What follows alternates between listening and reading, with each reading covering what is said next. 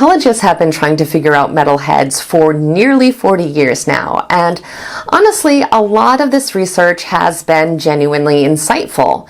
But one thing I've noticed that's always kind of bothered me is that most of these studies tend to focus on only one trait at a time. Either the so-called negative stuff like aggression and rebelliousness, or the more positive things like creativity and intelligence. And again, while these are often really useful, well, okay, it's wrong to assume that aggressiveness and rebelliousness is wrong. That's wrong to assume that. It's not necessarily wrong. It's how you do it, right? It's how you channel it. Studies, this methodology makes it really hard to get a full picture of what's really going on here because we have to just kind of piece together all of this information. And on top of that, a lot of this research is clearly outdated. The metal of the 70s and 80s is obviously not the same metal of the 2020s, and the fan base has changed also, which means that these older findings may no longer even be valid. But it's not as big anymore. That I feel not only addresses these issues, but may actually be one of the most informed examinations of the complex psychological profile of metalheads that I have ever read. I also think the findings help to explain why listening to this type of music scratches a niche that nothing else can for people who do fit this profile. Now, no study is perfect, but when I know the Jungian reason, but I don't know what type of psychology she subscribes to. So we'll see. The reasons why I liked this one so much is that its aim was to look for support for two competing stereotypes. One that paints metal fans as antisocial, hostile, and low in cognitive engagement, and the other that paints them more as intellectual outsiders who are artistic, reflective, and attracted to the depth and complexity of the music. Depending on our bias, these caricatures both of those aren't Jungian answers, right? Are usually how metalheads are viewed. Maybe the other one was a little bit. And we can certainly cherry pick through all the previous research and find backing for either of these claims, which people do all the time.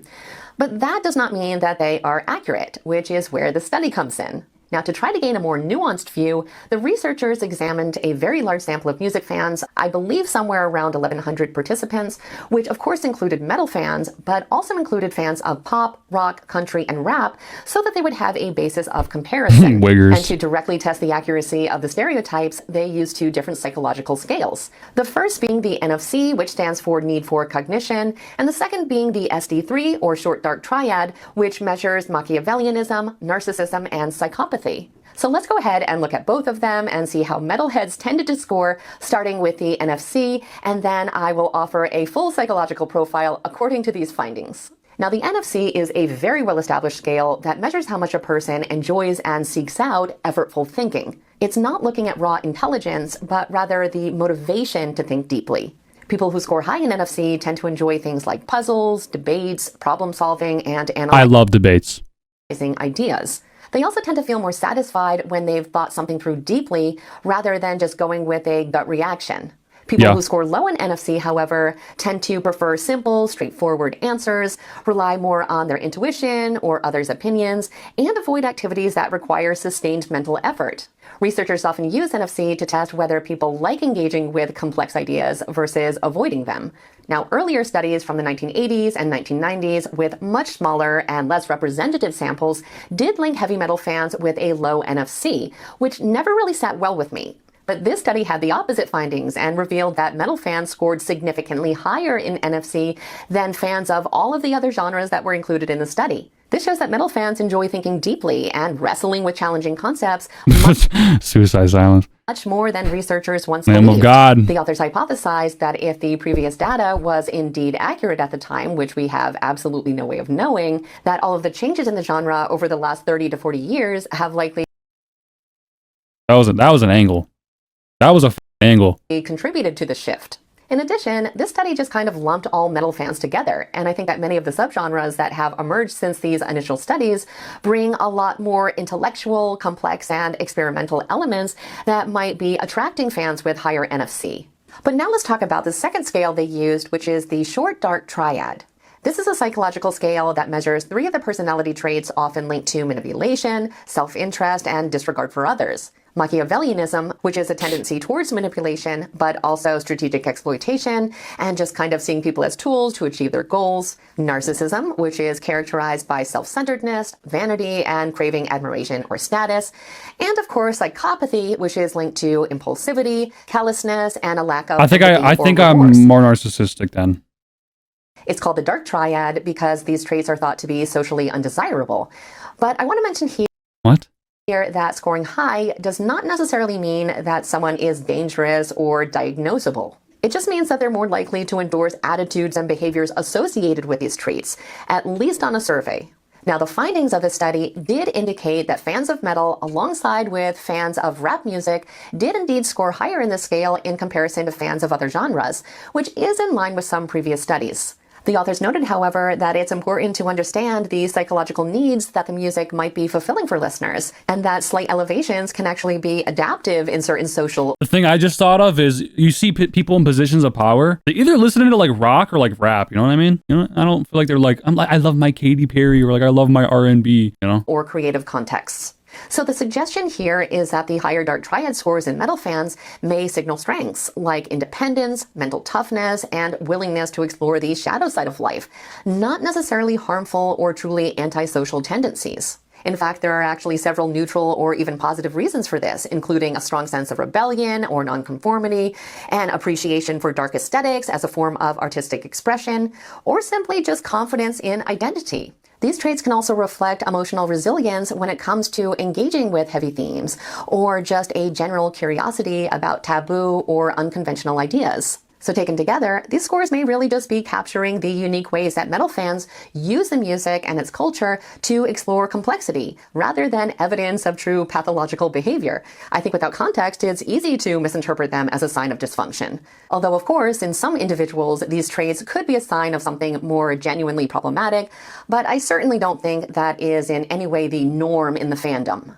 I also want to mention here that the need for cognition itself might even partly explain these higher scores. People who enjoy deep thinking are more likely to be more open to unconventional or transgressive ideas. I think metal provides a space to explore these types of themes, so it's possible. Yeah, that makes a lot of sense, dude. Metal's like split down the line politically. I'm thinking about this politically. It's like 50, it's split down the line. It's like 50-50, right? Possible that this curiosity might look a lot like darkness from a data perspective. So given all of this, what is the psychological profile of a typical metal fan according to this study? Well, it's nuanced, and you may or may not fit this profile yourself, but a high score on need for cognition combined with an elevated score on the short dark triad would suggest that metal fans are both intellectually curious and drawn to ideas or aesthetics that push boundaries. They're reflective, independent, and willing to grapple with dark or complex concepts, especially through the use of music. To me, the study... There's a term called shock rockers, right? That's not really seen in any other genre, that they purposely do to shock people. Like Seth Putnam is a good example. He was the first guy to get on stage and make songs about how he loves her and he wants to go back in time and vote for him. A picture of a fan base that is, unless there's other people I don't know about, but open to new ideas, bold, and unafraid to confront the shadow side of the human experience. I also think it shows why these stereotypes of antisocial troublemakers or isolated geniuses alone don't really capture the full story. We also don't really know yet if liking metal actually causes a higher need for cognition, or if deep thinkers are just more naturally drawn to metal in the first place. It's also worth pointing out that many other studies have found no real evidence that metal fans are more aggressive, antisocial, or maladjusted than anyone else.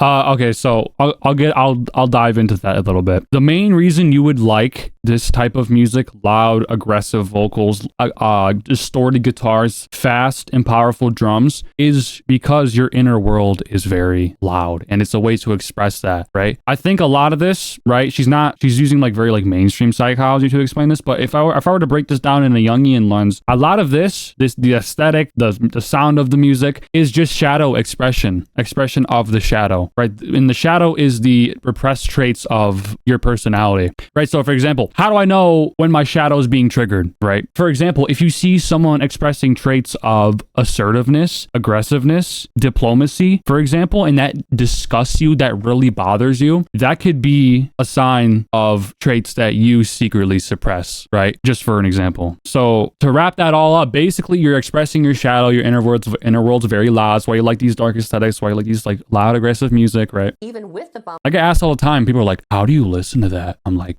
I just tell them that. In the dark triad scores. So to sum it up, the study didn't conclude that metal fans are all narcissistic psychopaths, hey, but it also didn't say that they're all tortured geniuses either. What it does conclude is that Allen, metal fandom is complex, which I think a lot of people who are outside of the scene can miss. People with a specific profile are naturally drawn to experiences that are intellectually challenging and emotionally intense, which is likely the reason why it's so uniquely satisfying for us. The music itself is a psychological fit that does seem to mirror the mental and emotional tendencies of its fans in a way that other genres just don't. We can see here that most fans of metal possess exactly the kind of traits that would drive people to engage with extreme or unconventional music. So in the end, I think the study once again shows that human psychology is always more complicated than the stereotypes we come up with. But I do think it was far more balanced and nuanced than a lot of the research that we've seen on this topic so far. Because this is just very mainstream psychology. I'd love to hear in the comments whether... But Jung's version of psychology was more mystical. He had a more mystical approach to it.